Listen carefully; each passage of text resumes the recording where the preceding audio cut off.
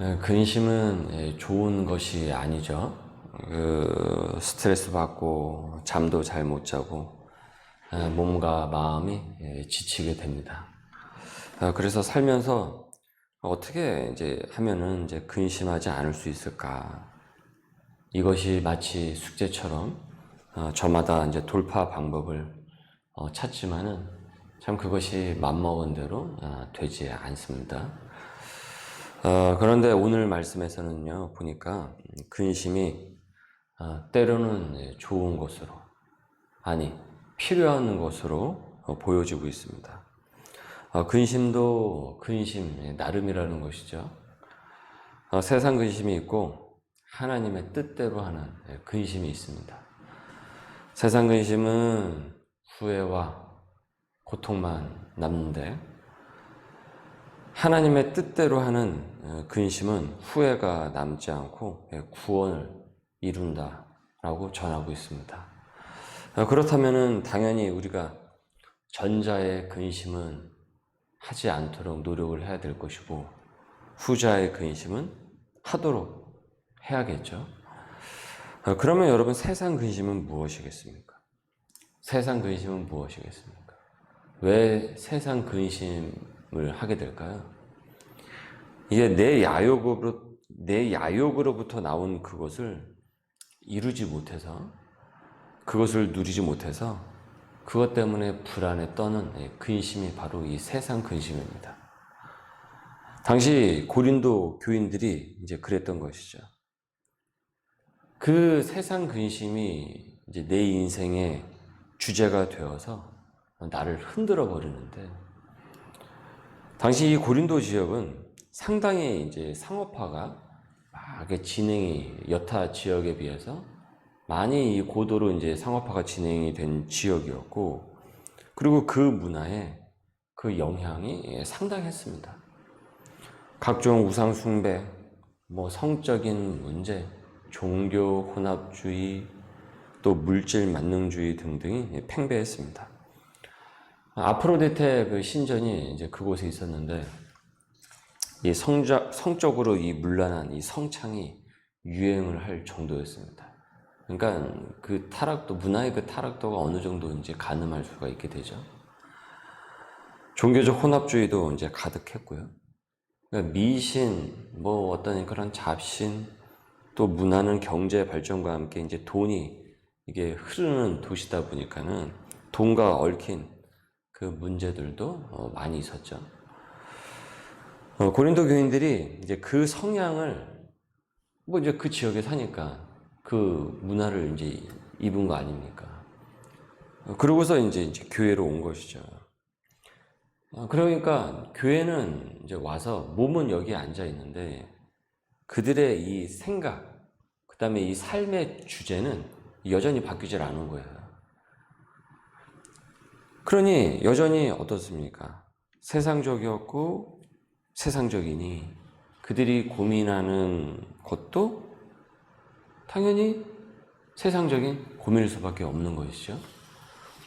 그런데 이런 근심은 후회만 남는 근심이라는 것입니다. 인생의 생명을 갉아먹는 근심이라는 거예요. 크리스찬이 여러분 이 땅에 살면서 근심을 지나치게 많이 한다고 한다면, 세상적인 근심이 많이 있다고 한다면 그거는 분명히 신앙에 문제가 있는 것입니다. 신앙을 생활이 제대로 되고 있지 않다라는 징조입니다. 진정 내가 예수로 사는 사람인지 면밀히 뜯어서 조사해 봐야 돼요. 예수가 주제면은 그렇게까지 그것 때문에 죽고 못 살고 잠 못 이루고 그러지 않습니다. 오히려 거기에 마음을 빼앗기지 않기 위해서 경계를 하죠. 경계심을 갖죠. 그러니까 주제가 바뀌질 않으니까, 교회를 와도 그 삶의 주제가 바뀌질 않으니까 그것 때문에 죽고 못 사는 것입니다.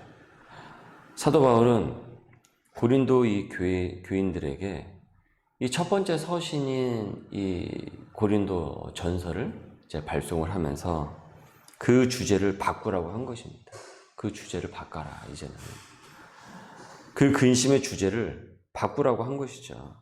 그러니까 후회만 남을 근심이 아닌 후회 없는 근심을 하라고 전합니다. 하나님의 뜻대로 하는 근심을 하라고 전하고 있어요. 세상의 뜻대로 하는 근심이 아니라 하나님의 뜻대로 하는 근심을 해라. 그러면 하나님의 뜻대로 하는 그 근심이 무엇입니까? 오늘 본문 말씀에 의하면 바로 회개입니다. 회개. 지난 자신의 삶에 대한 철저한 이 근심입니다. 회개를 하기 위해서는 자기 삶에 대한 이 반성이 필요합니다. 그래서 그것 때문에 근심하게 됩니다. 애통하는 자는 복이 있나니 그가 위로를 받을 것이며 애통하는 자는 복이 있나니 그가 하나님의 그 위로를 받을 것이며. 여러분 기억하시죠? 우리 몇 주 전에 주일 설교 때 살펴봤던 말씀. 여기서 말하는 그 애통이 무엇입니까? 세상적인 애통입니까? 아니에요.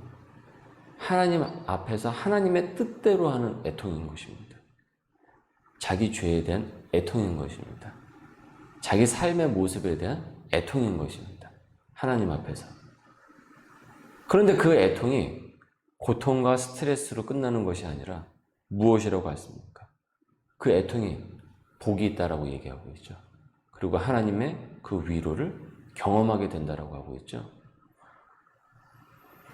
그렇게 자기의 죄를 보니까 근심하고 자기의 죄를 보니까 근심할 수밖에 없죠. 그리고 애통을 하게 됩니다.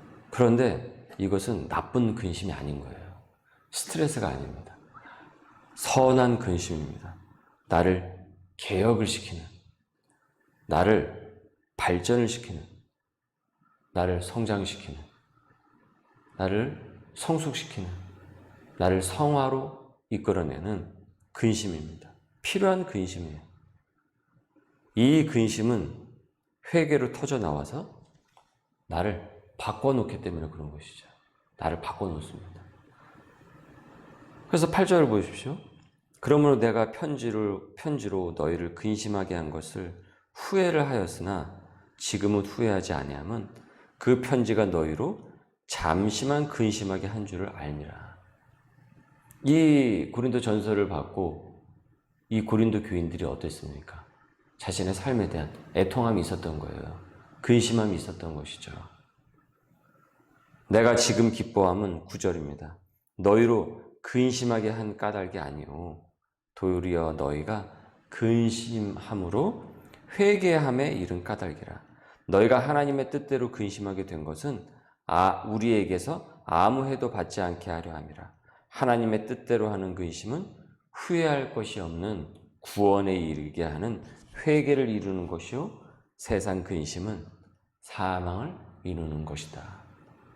하나님의 뜻대로 하는 그 근심은 생명의 구원으로 우리에게 옵니다. 그러나 세상 근심의 그 끝은 결국은 망한다라는 거예요. 사망이라는 것입니다. 그 다음 11절을 쭉 보십시오.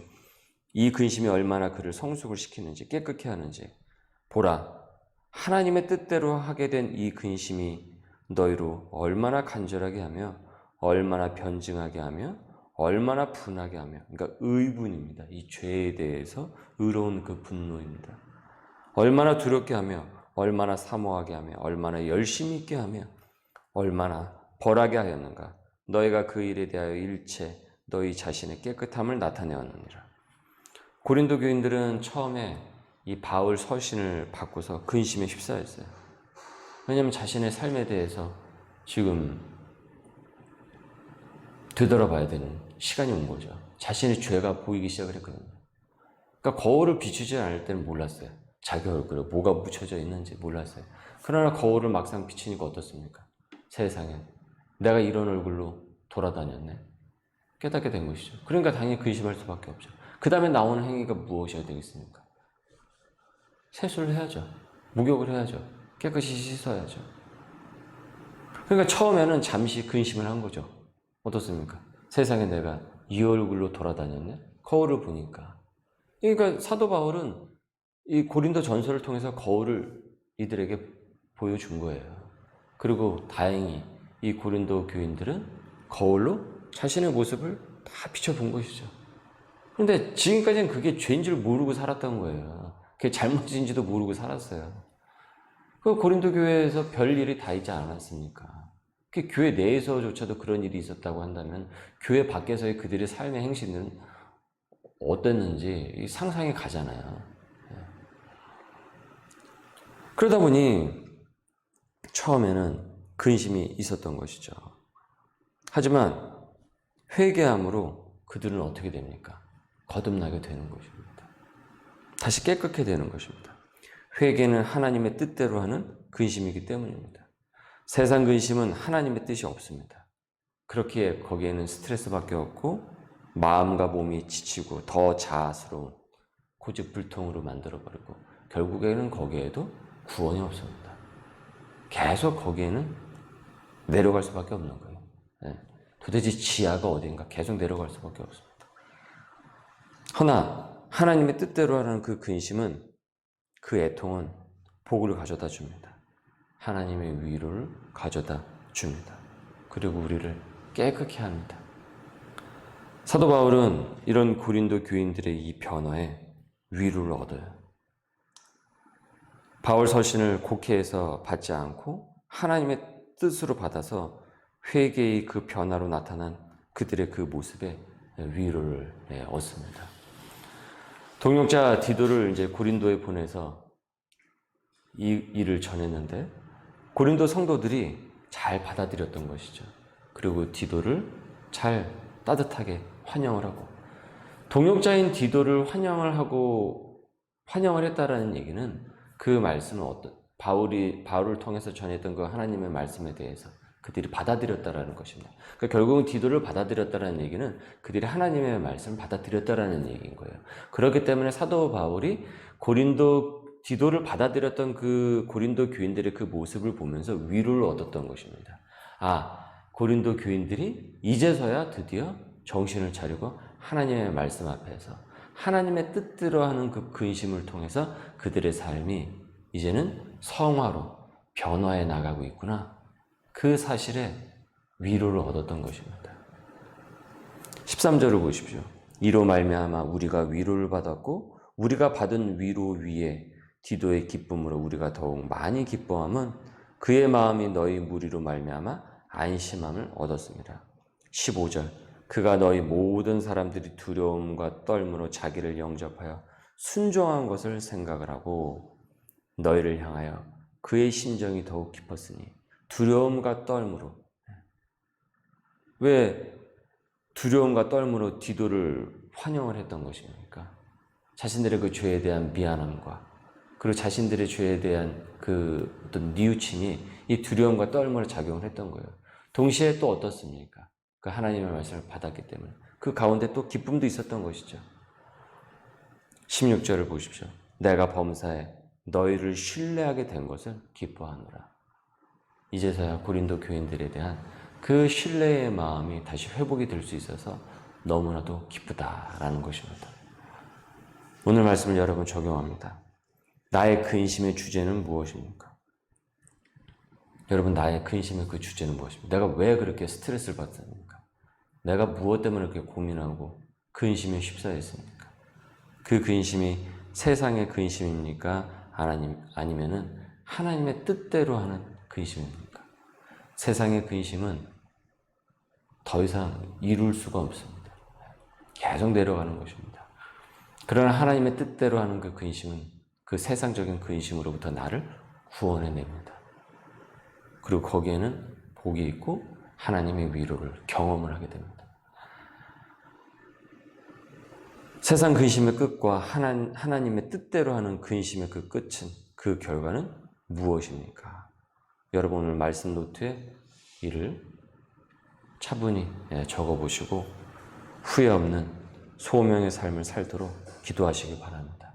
그리고 그 기도를 통해서 하나님의 위로와 다함 없는 복을 경험하는 우리 소명인들 될 수 있기를 오늘도 소망합니다. 기도하겠습니다. 주님, 세상 근심이 아닌 하나님의 뜻대로 하는 후회 없는 근심을 하기를 원합니다. 열매 없는, 끝이 안 보이는 그 근심의 미루에서 빠져나오게 하옵시고 나를 구원하여 주시옵고 삶의 주제를 과감히 바꾸고 오직 우리 주님으로 내 삶의 주제를 고정하여서 후회 없고 다함 없는 복된 인생이 되게 하여 주옵소서. 주님, 오늘도 우리와 함께 하옵소서. 예수님의 이름으로 기도드립니다. 아멘.